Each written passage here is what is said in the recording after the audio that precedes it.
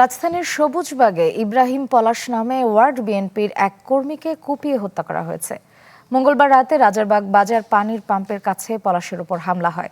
ধারালো অস্ত্রের আঘাতে তার দুই হাতের কবজি বিচ্ছিন্ন করে ফেলা হয়।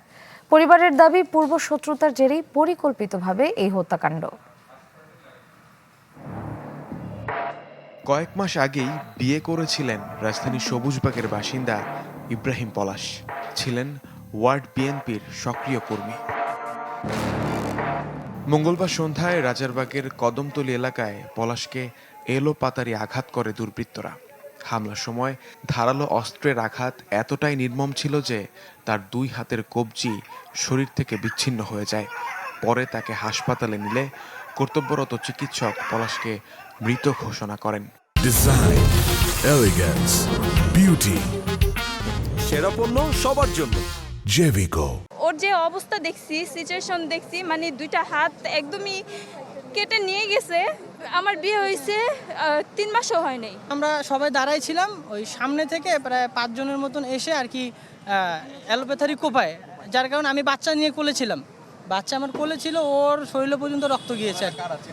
নিহত পলাশের পরিবারের দাবি, পূর্ব শত্রুতার জেরেই পরিকল্পিতভাবে হত্যাকাণ্ড। ঘটনার সঙ্গে জড়িতদের দ্রুত গ্রেপ্তার করে দৃষ্টান্তমূলক শাস্তি চান তারা।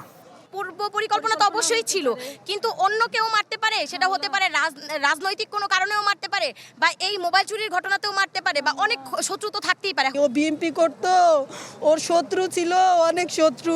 যেখানে মারছে ওখানে তো ফুটেজ আছে, আপনারা দেখেন ওই ফুটেজে কি হয়েছে, কি করছে। আজকে শুনছি যে সন্ধ্যার সময় একটা মোবাইল নিয়ে বলে বিচার। এই বিচার ওরা কে ডাকলো, কি বিচার, আসলে কি হয়েছে, কে চালাকি করে নিয়ে ওরে মারছে। হত্যাকাণ্ডের কারণ ও অপরাধীদের দ্রুত গ্রেপ্তারে সিসিটিভি ফুটেজ বিশ্লেষণ সহ অভিযান অব্যাহত রেখেছে পুলিশ। যারা জড়িত আছে তাদেরকে গ্রেপ্তার ইতিমধ্যে টিম বাইরে আছে। কিছু তথ্য আমাদের কাছে আছে, তদন্তের স্বার্থে এই মুহূর্তে নাম বলছি না। আমরা আশা করছি যে খুব শীঘ্রই যারা যারা এই ঘটনায় জড়িত আছে তাদেরকে গ্রেপ্তার করতে পারবো। এই ঘটনায় সবুজবাগ থানায় পলাশের বড় বোন বাদী হয়ে হত্যা মামলা দায়ের করে। মুহাজির হক, চ্যানেল 24, ঢাকা।